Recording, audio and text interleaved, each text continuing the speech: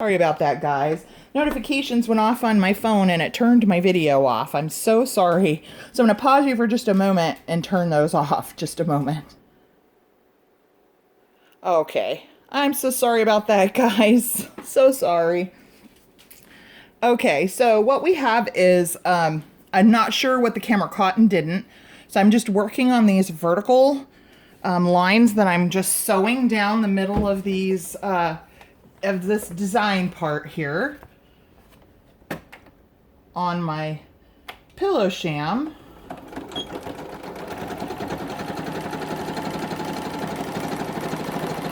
And I'm just back stitching at the beginning and end. Just want to make sure those don't come apart.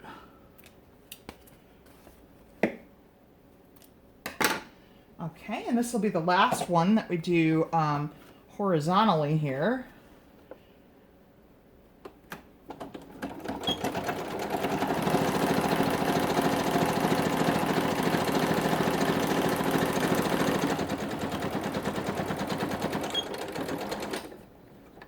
Okay, now I'm going to turn it vertically and do the same thing. Just finding the middle of the design, and we're just going to go this way now, so we get kind of that nice quilted look.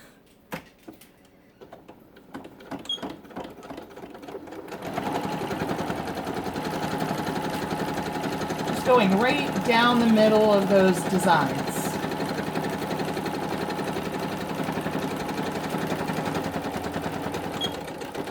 Back stitching at the beginning and end.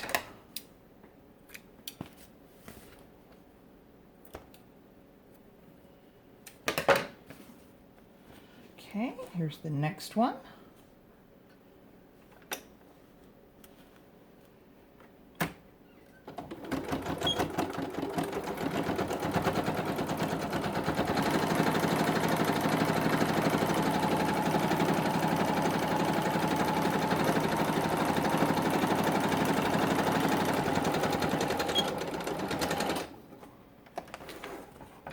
All right.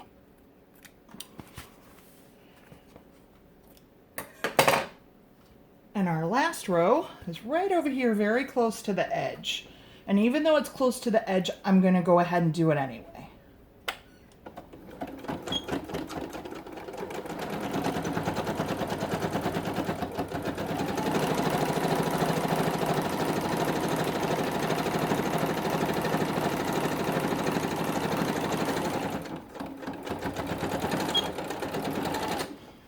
And it further kind of seals the envelope down as well. Okay, so let me hold this up so you can see it. Okay, and see, that just adds a little more texture to it. Really nice. I like that. Okay, now, if you did not want your, oh, I got some of my threads caught in the inside of my journal cover here. So let me take care of those.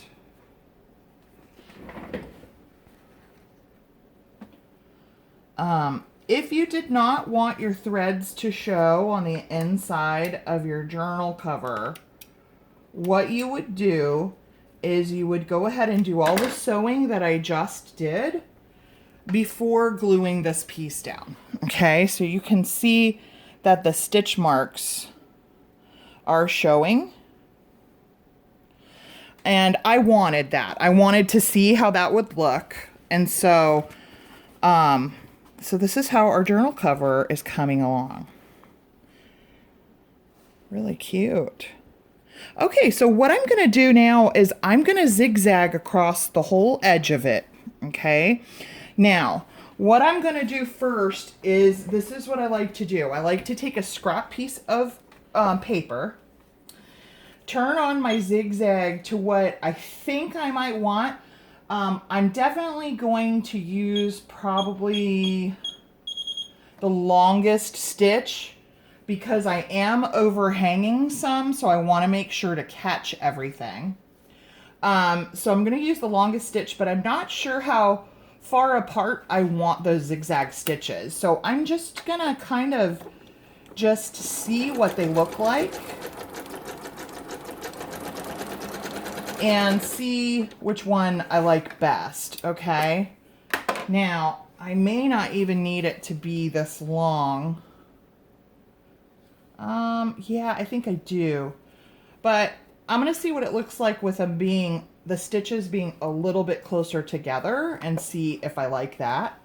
So when you're trying to figure out what to do, what you want your stitch to look like, just take a scrap piece of paper and start messing with the settings on your zigzags and see what they look like. So you see the difference here? Let's see if I can get that to clear up. Okay, so you see the difference? One is closer together than the other. I think I'm going to use the one that's closest together. Okay, so what I'm going to do is I'm going to turn this with the paper side up so that I can see all of the edges of the fabric. Okay, I'm going to lay, I can see my needle is set to the far right here because it's on the right side of the zigzag. Okay, so I'm going to, sorry, just going to trim this a little bit more.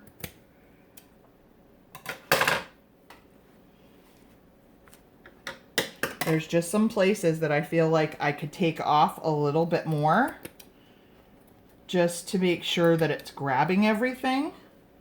So I'm just going to run around and do that really quick before we start, because once we start, I don't want to have to stop my machine. Okay, I think that looks pretty good. All right. So here we go. I'm just going to start on a corner. My needle is slightly off the edge. I'm going to back stitch, and then I'm just going to move it down to where it's catching the paper, and my needle is just off the edge of the batting. And you'll see when I bring it up to the camera and show you how it kind of cinches everything in on the edge. Now, when I get to a corner, I'm going to end with my needle on the left-hand side of the zigzag, not on the right, okay? You get a nicer corner when you do it that way. And I'm just going to keep going, catching the paper and the edge of the batting. This is going to give that edge a really nice look.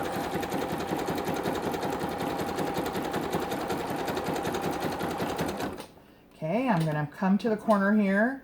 I'm going to make sure I stop on the left side and keep on going. Turn that corner. Now when you turn a corner, for those of you who are beginner sewers, when you turn the corner, you want to make sure that your needle is down inside your project, and then you lift your presser foot and turn your project, okay?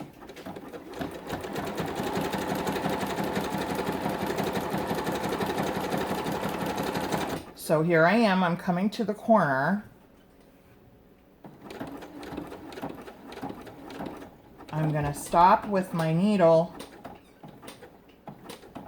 on the left side of the zigzag. My needle is down inside my project. I'm going to lift my presser foot and I'm going to turn my project. And then I'm going to put my presser foot down. I've got some strings hanging from the quilt, so I want to cut that off. And now we'll just keep on going.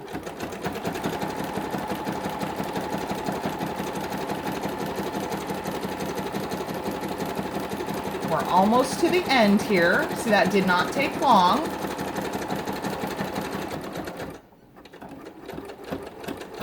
And now I'm going to back stitch at the end and snip my threads. And then I'll let you guys see how that did. It's really perfect. Okay, so here's what this side looks like. I don't know why it's not focusing. There we go. And the little corners here, because of how I turned it, I might need to take a needle and thread to those, or I may leave them. Now here's what this side looks like. And you cannot see the folder. And I want to show you what the side looks like. See if I can get it to focus here. So it has cinched everything in. Okay, and that's what we have. It's a nice kind of quilted fabric. And I've decided I do not like how these look, these corners. So what I'm gonna do is, with my settings still on here, I'm gonna go back just on the corners, and I'm gonna kind of go all the way to the edge with them.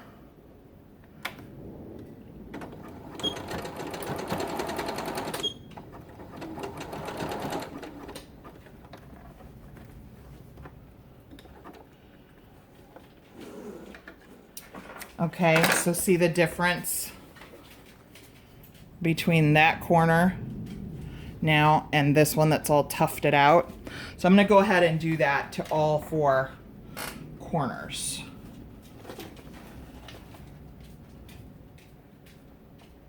So I'm just going to put my needle down, and I'm just going to sew forward, and then I'm going to sew backwards. And then we're going to go back forward again. Okay, and that looks much, much better. Okay. Now I need to go ahead and do this one. I should have just sewn all the way to the edge, but I just didn't realize that that's what it was going to look like. But now I know, because this is the first time I'm doing this, so this particular technique. So let's see, I've got one that's not, let's see, I did 3, yeah? Okay, so it's this one, but this one doesn't look bad. This was where we started and stopped, so I started like right at the edge, so this one's okay. All right, so that's a fix. You guys know me, I like to leave my mistakes in, and I like to show how I have fixed something, just in case there's somebody out there that runs into the same problem, that they can know how to fix it. I'm just going to snip off all these threads. All right, and there we go. And I think that looks really nice. That's a great cover. So this is going to fold just like this. I'm going to fold it right in half. I'm sorry, I'm not on camera. Let me move my sewing machine out of the way.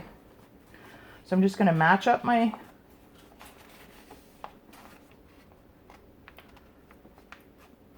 okay, and we're just going to press that down through all those layers.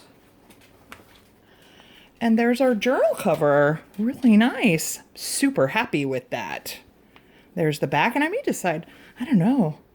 I'm going to decide which part I want on the cover. All right, so that's how we do that. And if you guys are interested in seeing other ways that I create covers, just comment below. I want to let you guys know, I know that I have subscribers who are junk journalers like me, and I have subscribers who are not junk journalers. I do not junk journal all the time. My crafts do not 100% revolve around junk journaling. But we do have the holidays coming up, and journals make wonderful gifts, and you can make a journal without it being a junk journal. And that is going to be an upcoming video. I'm going to do side-by-side comparisons of a journal that is not a junk journal and then a junk journal next to it. So those of you who are not into junk journaling, I'm going to do some tutorials on how you can create a journal as a nice gift that just has writing paper inside. You don't have to do all of the embellishments and things like that that we do in a junk journal. So, and they make wonderful gifts. Okay, so that's it for today. So I hope you guys enjoyed this. This turned out really great. And I'll let you guys know when I open my Etsy shop, because I think I'm going to just create with the rest of, I may do 2 full journals out of this fabric, and then I think I'll just create covers with the rest of it and sell them in my shop. So I'll let you guys know when my shop is open. I'm excited about that. And for right now, I hope y'all have a wonderful day, and God bless.